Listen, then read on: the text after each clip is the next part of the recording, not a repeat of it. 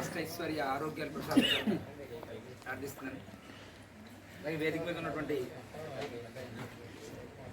అనకాపల్లి జిల్లా ఇన్ఛార్జి శ్రీ కరి చిట్టిబాబు గారు, అదేవిధంగా మన స్టేట్ ఆఫీస్ గారు,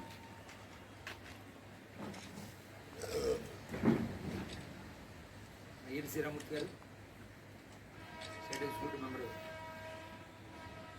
కొనగండ అప్పారావు గారు, అదేవిధంగా మన జిల్లా ప్రధాన కార్యదర్శి మనువ రమేష్ గారు, ఓబీసీ మోర్చా రాష్ట్ర కార్యదర్శి హరి రామకృష్ణ గారు, అలాగే మన అసెంబ్లీ నుంచి వచ్చినటువంటి మండల అధ్యక్షులు, మండల ప్రధాన కార్యదర్శులు, పార్టీ కార్యకర్తలు, చేసిన ఎలక్ట్రానిక్ మీడియాకి అందరికీ కూడా నాకు నమస్కారాలు తెలియజేస్తూ, చాలా రోజుల తర్వాత మన పార్టీ ఆఫీసులో ప్రెస్ మీట్ పెట్టుకోవడం జరిగింది. ఈ మధ్యకాలంలో జరిగినటువంటి మార్పులన్నీ మీకు తెలుసు. చాలా చకచక మార్పులు జరిగి 3 పార్టీల పొత్తులు రావడం, ఆ పొత్తులో అనకాపల్లి పార్లమెంట్ నియోజకవర్గం నుంచి భారతీయ జనతా పార్టీ అభ్యర్థిగా సీఎం రమేష్ గారు పోటీ చేయడం, ఇవన్నీ మనకు తెలిసిన విషయాలే. అలాగే భారతీయ జనతా పార్టీ కేంద్ర స్థాయిలో మేనిఫెస్టో అనేటువంటి దాన్ని మేనిఫెస్టో పేరుతో కాకుండా సంకల్ప పత్ర అనేటువంటి పేరుతో నరేంద్ర మోడీ గారు మొన్న 14వ తారీఖున బిఆర్ అంబేద్కర్ గారి యొక్క జయంతి రోజున ఈ సంకల్ప పత్రాన్ని రిలీజ్ చేయడం జరిగింది ఢిల్లీలో.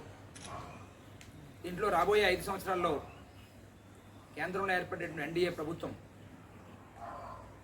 ఏ కార్యక్రమాలు తీసుకుంటుంది అనేటువంటి విషయాల్ని వారు ఆ యొక్క సంకల్ప పత్రంలో వివరించడం జరిగింది. దాన్నే మనం మోడీకి గ్యారంటీ అనేటువంటి పదాన్ని కూడా మనం వాడుకోవడం జరుగుతుంది ఈ సంకల్ప పత్ర పేరుతో. దాంట్లో అనేక అంశాలని ప్రస్తావించారు. ముఖ్యంగా సమాజంలో 4 వర్గాలకు సంబంధించినటువంటి అంశాలను ప్రధానంగా తీసుకోవడం జరిగింది. పేదవాళ్ళ గురించి సంక్షేమ పథకాలు, అలాగే యువకులు సమాజంలో ఇప్పుడు మన ఆంధ్రలో కానీ భారతదేశంలో కానీ ఇంకా ఆంధ్రప్రదేశ్లో కూడా యువకుల శాతం ఎక్కువ ఉంది. యువకులకు సంబంధించినటువంటి పథకాలు, వారికి ఉద్యోగాలు లేదా వ్యాపారాలు తీసుకున్నటువంటి లోన్స్, ఇలా అనేక రకాలైనటువంటి స్కీమ్స్ని, అలాగే అన్నదాత, మనకి ఏదైతే రైతులు ఉన్నారో వీరు దేశం మొత్తం ఉన్నటువంటి మనందరికీ కూడా అవసరమైన ఆహారాన్ని అందించేవారు. వాళ్ళకు సంబంధించి, అలాగే నారీ శక్తి అంటే మహిళలకు సంబంధించి ఈ 4 వర్గాలకు సంబంధించినటువంటి ప్రధానంగా తీసుకున్నారు. పేదవారు, యువకులు, అన్నదాత రైతులు, అదేవిధంగా నారీ శక్తి మహిళలు, ఈ 4కు సంబంధించినటువంటి అనేక పథకాలని రాబోయే 5 సంవత్సరాల్లో అమలు చేయడానికి నిర్ణయించుకున్నారు. ఉదాహరణకి మొదటిగా గరీబ్ పేదవారికి సంబంధించి రాబోయే 5 సంవత్సరాల పాటు ఈ ఉచిత ration, free ration, Garib Kalyan అన్న యోజన పేరుతో కరోనా కాలం నుంచి ఇప్పటి వరకు నడుస్తున్నటువంటి ప్రతి వ్యక్తికి 5 కేజీల ఉచిత బియ్యం ఏదైతే ఉందో దేశంలో ఉన్నటువంటి 80 కోట్ల మంది ప్రజలకి అందరికీ కూడా ఈ ఫ్రీ రేషన్ ఏదైతే ఉందో దీన్ని ఇంకొక 5 సంవత్సరాలు పొడిగించడం జరిగింది. అట్లాగే ప్రతి పేద కుటుంబానికి కావాల్సిన విధంగా ఆరోగ్యానికి సంబంధించి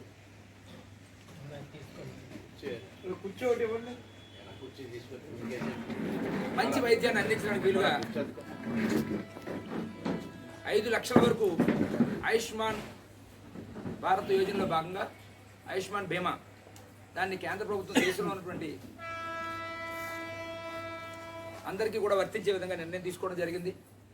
అలాగే 70 సంవత్సరాలు దాటిన వాళ్ళందరికీ కూడా వారి యొక్క ఆర్థిక పరిమితులకు లోన్ సంబంధం లేకుండా ఈ యొక్క పథకాన్ని వర్తింపజేసేటువంటి నిర్ణయం తీసుకోవడం జరిగింది. 70 సంవత్సరాలు దాటిన వాళ్ళకి ఆర్థికంగా డబ్బులున్న వాళ్ళ పేదవాళ్ళ ఏమి లేకుండా వారందరికీ కూడా ఈ యొక్క ఆయుష్మాన్ భారత్ కార్డులు ఇవ్వాలని కేంద్ర ప్రభుత్వం నిర్ణయం చేసింది.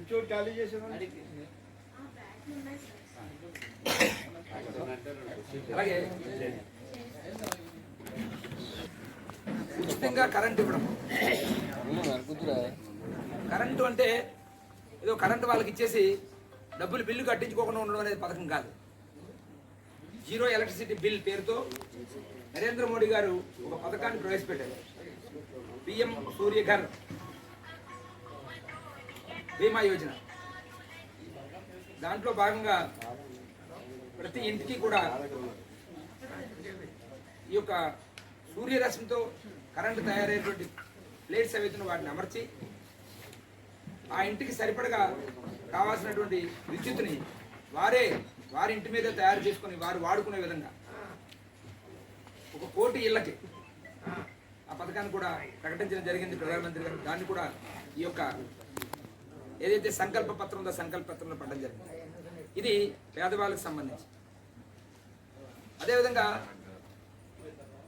మహిళలు, నారీ శక్తి సంబంధించి 3 కోట్ల మంది మహిళల్ని, ఈ దేశానికి లో ఉన్నటువంటి 3 కోట్ల మందిని వారికి అనేక రకాలైన సదుపాయాలు కల్పించడం ద్వారా వారంతటి వారు సంపాదించుకునే సదుపాయాన్ని కల్పించి లక్షాధికారులు చేయడానికి, అంటే లాక్పతి దీదీస్ అనే పేరుతో లక్షాధికారులైనటువంటి మాతృమూర్తులు, తల్లులు అనేటువంటి దాంట్లో 3 కోట్ల మందిని సంపాదించుకునే విధంగా ఆ రకంగా తయారు చేయడానికి, వాళ్ళకి కావాల్సిన ఎంపవర్మెంట్ కల్పించడానికి ఈ యొక్క సంకల్ప పత్రంలో పెట్టుకోవడం జరిగింది. అదేవిధంగా మహిళలకు సంబంధించి వర్క్ ఫోర్స్గా తయారు చేయడం. ఇవాళ మనందరం కూడా గమనిస్తున్నాం, మహిళలు పురుషులతో సమానంగా కొన్ని రంగాల్లో పురుషుల కన్నా ఎక్కువ కూడా మహిళలు ముందుకెళ్తున్నారు. ఇవాళ విమానయాన రంగంలో కానీ, లేదా మొన్న జరిగినటువంటి రిపబ్లిక్ డే దీంట్లో నారీ శక్తి పేరుతో మహిళలు వాళ్ళ యొక్క ప్రతిభా పాఠవాలు ప్రదర్శించడానికి ఒక అవకాశం కల్పించారు. ఆ రకంగా వాళ్ళని కూడా ఒక వర్క్ ఫోర్స్గా తయారు చేయాలని ఈ యొక్క సంకల్ప పత్రంలో పెట్టడం జరిగింది. అలాగే మహిళలకు సంబంధించి ఆరోగ్యం, వాళ్ళకు సంబంధించినటువంటి హెల్త్ ఇన్సూరెన్స్లు, వీటన్నిటిని కూడా కేంద్ర ప్రభుత్వం ప్రత్యేక శ్రద్ధతో నిర్వహించి వారికి సంబంధించినటువంటి ఆరోగ్యానికి సంబంధించి బ్రెస్ట్ క్యాన్సరు, సర్వైకల్ క్యాన్సరు, అలాగే అనీమియా, వీటన్నిటికి కూడా ప్రికాషనరీగా ముందే టెస్టులు చేసి అనారోగ్యం బారిన పడకుండా వాళ్ళని కాపాడటానికి మన యొక్క సంకల్ప పత్రంలో నిర్ణయం తీసుకోవడం. నారీ శక్తి వందన్ అభియాన్ పేరుతో